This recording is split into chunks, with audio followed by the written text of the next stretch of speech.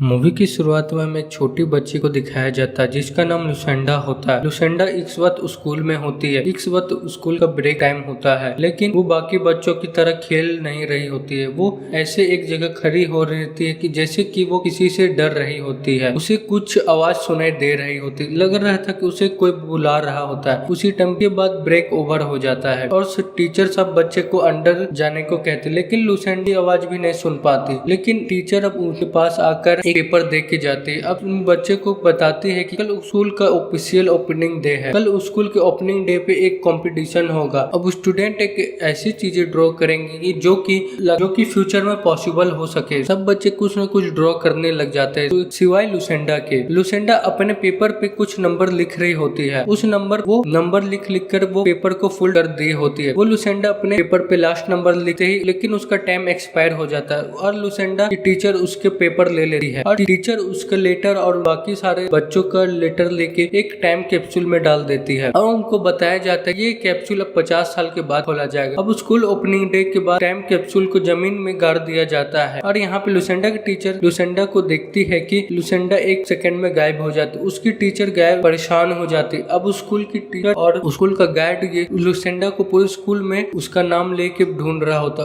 लुसेंडा की टीचर उसके ढूंढते ढूंढते बेसमेंट में पहुंच जाती है, जहाँ पे एक कमरे से एक आवाज आ रही होती है। वो जैसे ही उस रूम को खोलती है कि वहाँ पे लुसेंडा खड़ी होती है। वो बहुत ज्यादा डरी हुई होती है। उसके फिंगर से ब्लड आ रहा होता है। अब उसे देखने पे नजर आ रहा होता है कि डोर पे कुछ नंबर लिखे होता है। ये वही नंबर होते जो कि उसे अगल बगल में सुनाई दे रहे होते और वो जिन आखिरी नंबर पे पेपर पे नहीं लिख पाई, उसे अगल बगल में उसे इर्द गिर्द जो आवाज आ रही थी उसे वो डर रही। वो अपने टीचर को कहती प्लीज इन आवाजों को बंद कीजिए। अभी में 50 साल गुजर जाते हैं। हमें एक साइंटिस्ट को दिखाया जाता है जो कि अपनी वाइफ मरने बाद डिप्रेशन में चला गया होता है। यहाँ पे एक साइंटिस्ट का एक बेटा दिखाया जाता है जिसका नाम केलब होता है। नेक्स्ट डे केलब के स्कूल में 15 एनिवर्सरी थी। अब जो कि 50 साल पहले जो लेटर जमीन के अंदर डाला गया था वो टाइम कैप्सूल को निकाला जाने वाला था। अब उस काम के लिए स्कूल के टीचर मिस टेलर को बुलाया जाता है जो कि लुसेंडा के टीचर होती है। टाइम कैप्सूल से सभी बच्चों को लेटर दे दिए जाते हैं जिसमें केलब को भी लेटर मिलता है, लेकिन केलब के जो लेटर मिलता है वो सारे बच्चों की तरह ड्राइंग नहीं होता। उसके लेटर में नंबर होते जो कि उसके पास लुसेंडा का लेटर मिला हुआ होता है। वो उस लेटर में नंबर पढ़ते हुए उसके अगल बगल में अलग कुछ आदमी दिखने लगते हैं या कुछ आवाजें उसे सुनाई देने लगती है, जैसे कि लुसेंडा को सुनाई देती है। उसे लगता है कि उसकी आवाज बहुत दूर से आ रही होती है, लेकिन वो दोबारा वो आवाजों को गौर कर रहा होता है, लेकिन वो आवाज बंद हो जाती है। घर आ जाने के बाद साइंटिस्ट और उसका बेटा बात कर रहे हो ये लेटर का कुछ न कुछ मतलब है वो, लेकिन वो फिर उस लेटर को इग्नोर कर देता। कुछ देर के बाद जॉन अपना गिलास उस लेटर पे रख देता है। वहाँ पे पेपर पे कुछ नंबर सर्कल हो जाते हैं। वो जैसे उस नंबर को एक बोर्ड में लिखा है कि उसे पता चलता है एक ये डेट है जो कि उस दिन बहुत बड़ा एक ब्लास्ट हुआ होता है जिसमें बहुत सारे लोग मरे हुए होते हैं। वो जैसे उस पेपर को दोबारा नजर डालता है कि उस पेपर पे वो नंबर भी लिखे हुए होते जितने लोग उस दिन मारे हुए होते हैं। वो देख के वो साइंटिस्ट शॉक में आ जाता है। वो बाकी नंबर को भी व्हाइट बोर्ड में लिख रहा होता है, इन्वेस्टिगेट कर रहा होता है। इन्वेस्टिगेट करने पता चलता है कि वो पेपर में जितने भी नंबर होते हैं वो फिजिकल नंबर नहीं होते, यानी कि वो तो कोई डेट होती है या तो कोई फिगर्स होती है, तो डिजास्टर या तो कोई अर्थक्वेक या तो कोई घटना के बारे में बता रही होती। जिस साल लुसेंडा ने लिखा था लेटर उस दिन से लेकर आज तक जितने भी इस धरती पे रजिस्टर हुए होते हैं वो सारे सीक्वेंस में लिखे हुए होते हैं और जो कि जितने भी डिजास्टर जिस उस डेट में हुए होते हैं वो साइंटिस्ट रेड कलर में मार्क करता है और जितने लोग मरे हुए होते हैं वो ब्लू कलर में मार्क करता है। कुछ नंबर ऐसे भी होते हैं कि जो कि कैलकुलेट नहीं कर पा रहा था। नेक्स्ट डे अपने एक फ्रेंड को मिलता है। वो उस पेज के बारे में बताता है। वो बताता है कि इस पेज में जितने भी नंबर होते हैं या तो कोई डिजास्टर या तो उस डिजास्टर में जितने भी लोग मरे हुए होते हैं, और वो उसे बता रहा होता है कि इसमें कल की भी डेट मेंशन की है जिसमें 80 लोग मर जाएंगे। लेकिन उसके फ्रेंड्स को इस बात पे बिलीव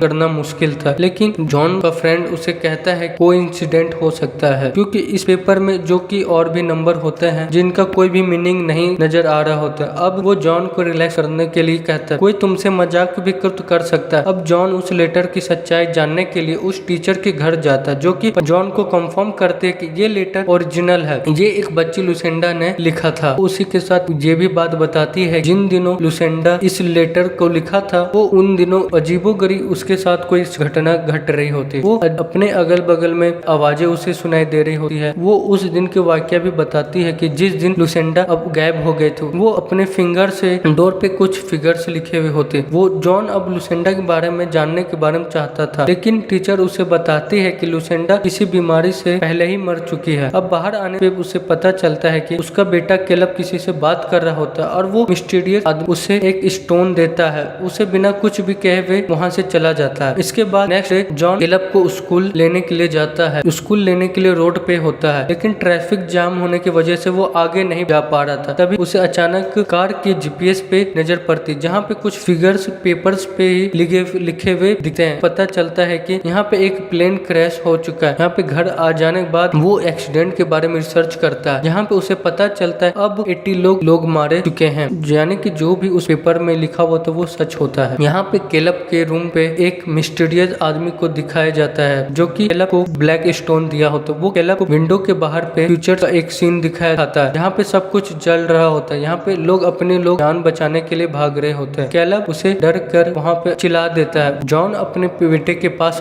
जल्दी से आता है, लेकिन तब तक वो मिस्टीरियस आदमी वहाँ रूम से चला गया होता है। जॉन उसे उस विंडो के बाहर में देखता है। वो जैसे उस आदमी को पकड़ने के लिए जाता है, वो आदमी वहाँ से गायब हो जाता है। अब नेक्स्ट डे किसी न तो किसी तरह से लुसेंडा के बारे में इंफॉर्मेशन लेते हुए उसकी बेटी तक पहुँच जाता है। उस लड़की का नाम डियाना होता है। वहाँ पे जॉन यानी कि उसकी मदर लुसेंडा के बारे लेटर के बारे में बताता है, जिसकी प्रेडिक्शन सच हो रही होती है। यानी उसके साथ वो बताता है कि वो 3 दिन के बाद एक एक्सीडेंट होगा जिसमें 33 लोग मारे जाएंगे। अब जॉन उसे कह रहा होता है कि मुझे तुम्हारी मदद की जरूरत है, वो उन सब लोगों को बचाने के लिए। यहाँ पे लेकिन डियाना को उसकी बात बकवास लग रही होती है, इसलिए वो अपनी बेटी के साथ वो वहाँ से चली जाती है। वहाँ पे वो जाने के बाद एक टीवी पे एक न्यूज सुनता है, जिसमें नेक्स्ट डे अटैक के बारे में बता रहे हो। वो उस पेपर के यूज करते हुए जीपीएस कोड बनाता। वो पुलिस को इन्फॉर्म करता है कि सब स्टेशन पर एक हमला होने वाला है। फिर वो पुलिस वालों के साथ सब स्टेशन जाता है। वहाँ पे उन्हें एक आदमी दिखता है, जो कि कैलब को लग रहा होता है कि वो टेररिस्ट है, असल में एक छोटा मोटा चोर होता है। उसी दौरान वो नोटिस करता है कि एक दूसरी ट्रेन ने अपना ट्रैक चेंज कर लिया है। ट्रैक से वो मूव होने की वजह से दूसरी ट्रेन से टकरा जाते हैं। लोगों में हलचल मच जाती है, लोग बाहर निकलना शुरू कर देते हैं। इस ट्रेन घटना में बहुत सारे लोग मर रहे होते हैं, जिसमें ये प्रूफ हो चुका होता है कि ये प्रेडिक्शन भी सही होती है। यहाँ पे सर्वाइवल में जॉन भी होता है। अब जॉन जैसे भी अपने घर जाता है, वहाँ पे उसे लुसेंडा की बेटी मिलती। वो उसे बताती है कि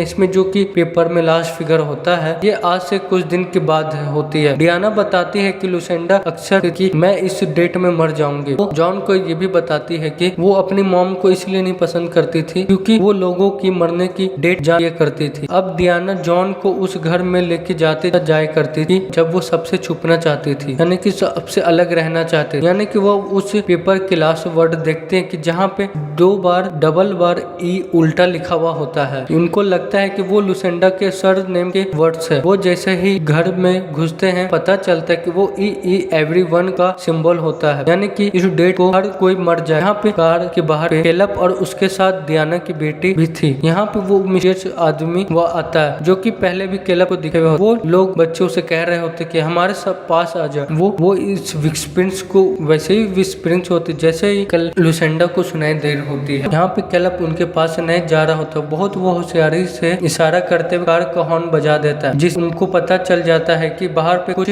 गड़बड़ होता है और वो लोग बाहर पे आ जाते हैं। लेकिन उस टाइम पर वो मिस्टीरियस लोग चले गए होते हैं। लेकिन जॉन दूर से एक मिस्टीरियस आदमी को देख लेता है। वो उनके पीछे जाने के बाद उससे पूछता है कि यहाँ पे तुम क्या चाहते हैं। वो आदमी मुंह खोलता है, उसके मुंह से एक बहुत तेज रोशनी निकलती है। वो जैसे ही रोशनी बंद होती है, वो आदमी गायब हो जाते हैं। बाद वो सब लोग जॉन के घर चले जाते हैं। यहाँ पे डियाना बहुत ज्यादा दुखी होती है। उसे भी लग रहा होता है कि लुसेंडा की जितने भी प्रेडिक्शन वो सारी सच होती है। अब उसकी प्रेडिक्शन के अकॉर्डिंग एक दिन के बाद हर कोई मर जाएगा। अब ये उनकी एक साथ आखिरी रात होती है। अब उसके बाद कुछ समय के बाद लुसेंडा की डॉटर एक ड्राइंग बनाती है, जिस ड्राइंग से अंदाजा होता है कि नेक्स्ट डिजास्टर सूरज की तरफ से आएगा। अब वो फौरन अपने ऑफिस आता है। वो सोलर रेडिएशन को देखता है, जिसकी रीडिंग बहुत नॉर्मल होती है, जिसकी सूरज से स्वाइन निकलने वाली होती है, जो कि पूरे सोलर सिस्टम को तबाह कर सकती थी। जॉन के घर आ जाने के बाद कैलब भी वैसा ही लेटर लिख रहा होता है जैसा लुसेंडा लिख रही होती है। जहाँ कैलब की नजर आता है कि कुछ लेटर उस डोर पे लिखा हुआ होता है। वो जल्दी से वो स्कूल जाता है। वो उस डोर को लेकर आता है अपने घर पे, लेकिन उसके घर आ जाने से पहले डियाना अपनी बेटी और कैलब को लेकर एक केव में छुपने के लिए चली जाती, ताकि वो सन डिजास्टर से बच सके। वो जॉन उस डोर से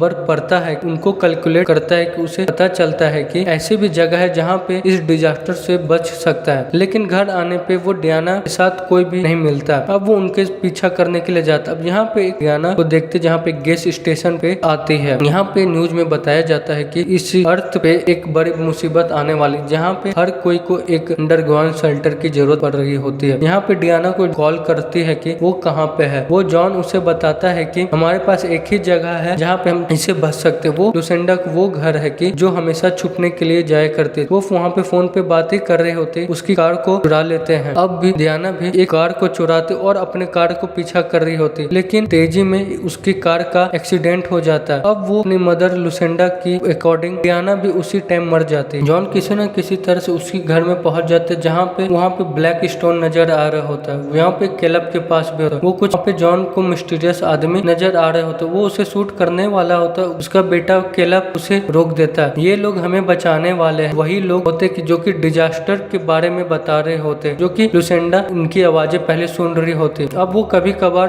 कैलब भी सुन रहा होता है। अब यहाँ पे आसमान से कुछ स्पेसशिप आती है कि अब ये अर्थ को छोड़ने का टाइम होता है। लेकिन ये मिस्टीरियस लोग जॉन को नहीं बैठाते, क्योंकि ये स्पेसशिप बच्चों के लिए होता है। जिनी, कैलब और जियाना। और यहाँ पे कैलब और जॉन आखिरी बार एक दूसरे से मिलते हैं। अब वो मिस्टीरियस लोग एक ग्लोई पाउडर में चेंज हो जाते हैं, जो कि अपने स्पेसशिप में लेके चले जाते हैं और स्पेसशिप वहाँ से चली जाते हैं। और उसी टाइम जॉन बहुत सारी स्पेसशिप देखता है और वो सुबह होने पर वो अपने आप को ब्लैक मून पे पाता है और अपने इर्द गिर्द देखने पे पता चलता है डिजास्टर शुरू हो गया है। वो जल्दी से अपने फैमिली के पास आता है, यानी कि अपने पेरेंट्स के पास, जहाँ पे उन्हें बताता है कि कैलब सेफ हो चुका है। अब जॉन की फैमिली एक दूसरे को हक करती और हम देखते हैं कि सूरज के इस रेडिएशन को पूरी दुनिया को तबाह कर दुनिया खत्म हो गई। और यहाँ पे मूवी के एंड में देखते हैं कि उन बच्चों को दिखाया एक सेफ जगह पे छोड़ दिया गया।